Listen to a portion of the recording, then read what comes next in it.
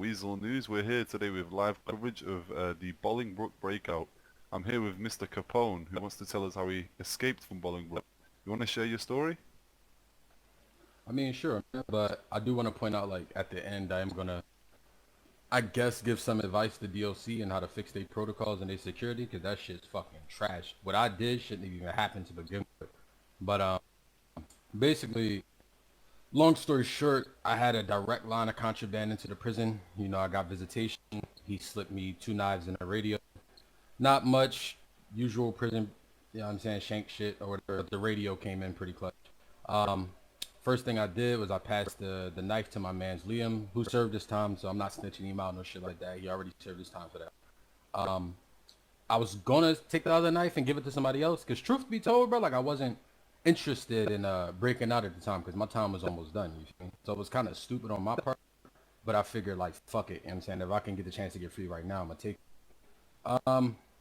Long story short, I passed the knife to Liam. I whispered in some guy's ear. I'm like, bro, how you feel about breaking out? You know, I'm probably just gonna serve my time, but if you want to do it, I'll help you out. He was down with it, but I figured it'd be a lot easier because it was like 8 people in there at the time and shit, but I only gathered like 4. So we had everybody come up to the upper part of the prison where the other cells are and shit on the top floor, and we pretty much discussed the plan. And what the plan was, we was gonna isolate the female prison guard.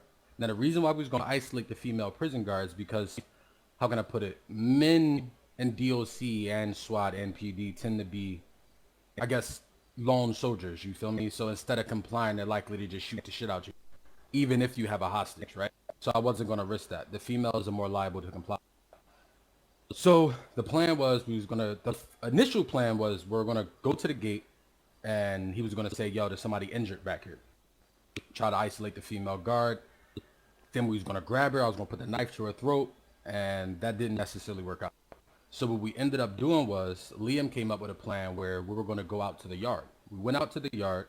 We were gonna fake an injury in the yard, and then also fake an injury within the base part of the prison. That ended up working out slightly, because what happened was when we faked the injury, the guards went all the way around the prison, and instead of going straight to the yard, they went all the way around the prison and got on the rooftops just to scout out the situation. But one of the female guards, she lost her footing and shit. She ended up in the yard with a bunch of fucking savages. After that, you know what I'm saying, we grabbed her. I put the knife to her throat. You know what I'm saying, I dragged her real close to the fucking wall so they couldn't shoot me. No angle, no nothing, no headshots. They couldn't get shit on me. So basically, we gave them demands. You know what I mean? Make sure you turn on your radio. Make sure you tell everybody 10-4. Everything's fine in the yard. They 10-4'd that shit. We told them drop their radios or I'm gonna slit her motherfucking throat. If they put their guns down, if they don't put their guns down, I'm gonna slit her motherfucking. So they complied just like they were supposed to do. You know what I'm saying? They kicked the radios down to us, and we had like 3 radios at the time. Liam had called for outside help on the radio and basically said, listen, we need a 4-door. Everybody shouldn't come to the prison parking lot because SWAT and everybody's gonna get wind of the shit immediately. We just need one 4-door waiting for us when we get the fuck out. So they made that happen. And then obviously a wrench happened, but I'm gonna explain that later. So what happened after that was that we eventually got back into the door that leads to the yard. We went back through that door, and we grabbed her keys, and we started roaming throughout the prison. We took a few hallways, a few places that they couldn't find us in at all. Like that's one thing I want to point out. DOC has way too many fucking hallways. They workers don't even know where the fuck they're going. But basically, we went through the hallways, and the plan was this.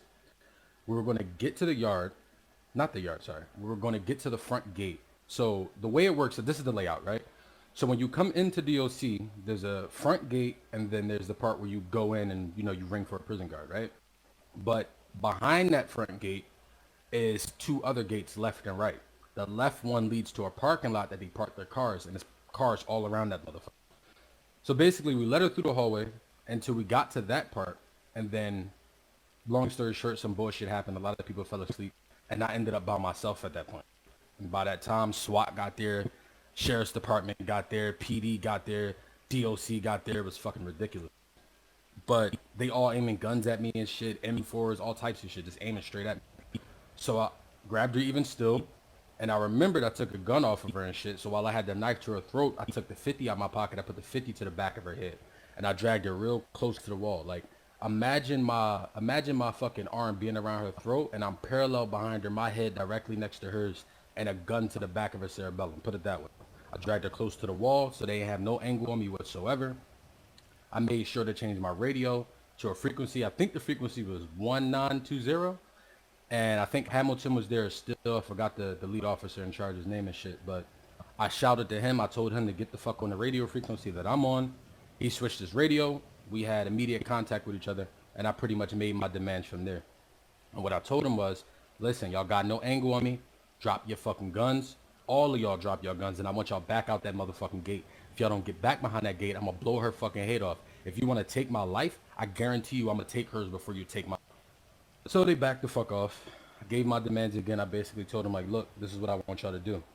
I want to make sure all the SWAT officers and shit is exactly where I can see them. If I cannot see them, I'm shooting this motherfucker. If I see that van move out of my sight, I'm shooting her. If I see a gun raise up, I'm shooting her. If she makes a sudden movement, if you make a sudden movement, I'm shooting her. So they complied. And basically, I took her back into the parking lot where her mess is, because the plan was obviously to get into the car and drive out the front gate. That was my only way out. Dragged her to the car, kept the gun to her head while she was getting in the car. Then I got in the back seat of the car and I lied the fuck down. I was lying down in the back seat with the gun back to her head, just in case there was a fucking SWAT sniper and shit waiting to blow my motherfucking head off. I was not going to give that man the angle to do it. So I had her back the car up. She put that bitch in reverse and she faced the front gate. So she's parallel to them at this point, right? Like she's not parallel. She's facing them, right? So if they shoot me, they're shooting her, point blank. So he basically asked me, he's like, what do you want? What makes you think you're getting out of this shit alive, blah, blah, blah. I was like, listen, I just want my freedom. I'm going to tell you what I want you to do. I'm going to make it fair for you. What I want you to do is I want you to back everybody from that gate. I want one female officer, no gun in her hand, no nothing. I want her to be the one that opened and closed the motherfucking gate. The reason why you're going to let me escape is because I'm going to be fair with you. I want you to bring a helicopter over to DOC. That's the only thing that can follow me. I don't want cars following me. I don't want that insurgent following me. I don't want motherfuckers on bike following. I don't want civilians following me. You feel me? And I'm like, all right, look, I'm going to drive out the front gate. And once I get to East Highway, I'm going to let you know exactly where I'm going.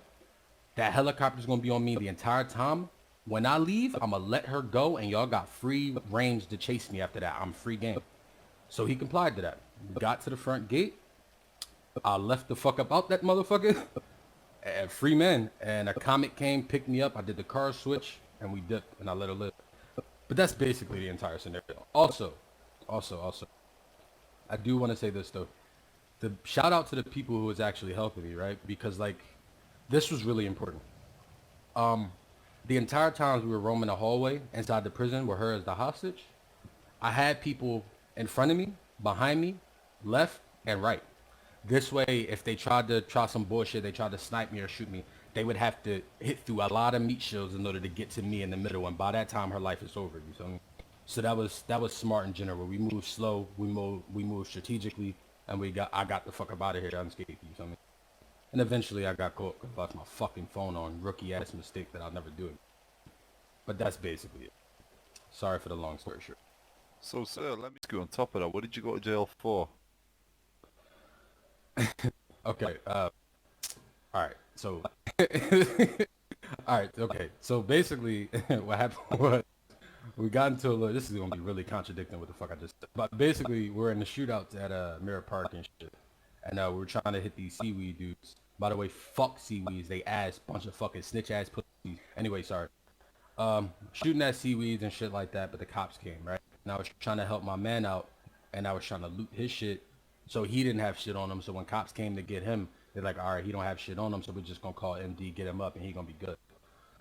Long story short, that shit took too fucking long, and we got overran by PD. It's a lot of fucking cops. I had a micro SMG on me. I had like 2 heavy pistols, 2.50s, and like I was stacked to the fucking ceiling. So obviously, I'm not gonna sit there and just comply and put my fucking hands up and shit. I seen the officer come around the corner. I put the Uzi in my hand. I started spraying. The cop's name was Jamie. I turned that motherfucker to a basketball net. That's all I gotta say. But yeah, long story short, I overran by cops, injured, and they took my ass in. So on top of that, sir, can I ask, if you're so opposed to doing longer prison sentences and you're so opposed to going to jail, why do you do crime in the first place? money, money makes the world go round. Money makes the world go round, and I love my family. I feel like as long as my family in this shit, that I'm in this shit.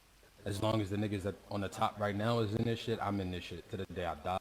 And to the day they put me in a casket wearing blue, this is what I'm gonna do. And the money helps so goddamn much. It's so good, so good. So on top of that, why can I ask, bro? Do you not find sufficient pay in terms of these legal jobs out there? Why not choose a legal alternative? Hell no. Let me let me give y'all a little backstory real quick. So when I first got into the city, I was working at Los Santos Customs, right? You know, my hiring person, y'all might remember her. Her name was Cynthia, right? She used to work at LSC. I think she was a supervisor at the time. I had a long ass record when I came into the city and shit, because I started off like robbing people and robbing stores with my friends and shit. But I figured, you know what I'm saying, I'm gonna turn my life around. So I started working at LSC, and I got trained there. And it was pretty good, right? Like LSC was a little bit chaotic with the shootouts that used to happen all the time. But ultimately, the pay was so fucking good. Like I was making, at my peak, I think I was making like 8K an hour. And every time I got a paycheck, man, I could just, what I used to do is I used to go to the bank, take my paycheck out, go straight to the poker table and start playing poker. You feel me? So I had an incentive to work. I had an incentive to put the time. Like I was putting hours. I'm talking like working 13 hours a day. But I mean, the state government shit became a consistent thing, and LSC lost its previous owner. I guess the payments just it died down. You know what I mean? So instead of me making like 8K an hour, I wasn't making shit, and then I still had to wait to the end of the fucking week to get a shitty little paycheck. You know what I mean? And that shit was whack. Because I mean, at the end of the day, it's nothing better than fast money. I mean, you can debate that all you want, but I'm pretty sure you'd rather that 8K paycheck than a wait a fucking week to get a 100K paycheck. Because you know damn well if you put the work in, you can make that 100K. Plus, this is the bonus as well. They took away my motherfucking labor, man. When I used to work on a car that was 35,000, say he wanted to get turbo in this shit, and that shit was $35,000, right? You know how much of a cut? I took 10% from that motherfucker. That's a lot of goddamn money. It's a lot of money. And that shit died down. So yeah, you guys don't make shit in comparison to what they used to make. They don't make a damn thing. So on top of that, so you mentioned you're gonna rep blue till you die. Can you give us a bit more context on what you mean by repping blue? I'm sorry, let me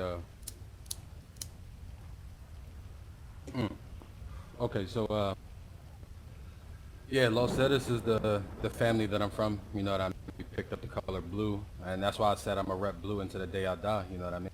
That's my family. That's my life's blood. Ultimately speaking, yeah, I roll with them. Big organization, totally organized, and you know, we police the gangs in the city. Make sure everything stays cool on the criminal portion of the city. You know what I mean? So you mentioned you had some words for the Department of Corrections. Could you go a little deeper on that? Oh yeah, for sure. Well, first of all, like, I mean, at the end of the day, like, y'all security fucking sucks. I'm sorry, but it does. And I only say that shit because, God forbid, somebody gets contraband in a prison. Put it this way, I went from a knife to a .50 in a radio. That's enough said. I mean, at the end of the day, I shouldn't be able to get my hands on none of that. And on top of that shit, even if I get my hands on that shit, I got way too many hallways, and I need to start training y'all workers on how to traverse the prison. At the end of the day, we lasted so long in those hallways without anybody coming for us because they had no idea where we were at. We basically turned into moles and shit. Like, they had no idea where we were at. And by the time they found out, it was too late. That shit, that's some shit that needs to cease. You know what I mean? At least put codes on y'all door. I shouldn't even be saying this shit out of the sake of me wanting to probably break out again. But y'all need to, instead of using keys and shit, man, y'all need door codes. I'm gonna be honest. Because at least the chick can say, yo, I don't know that motherfucker. Instead of her having a key on her goddamn waist that I can take and open everything.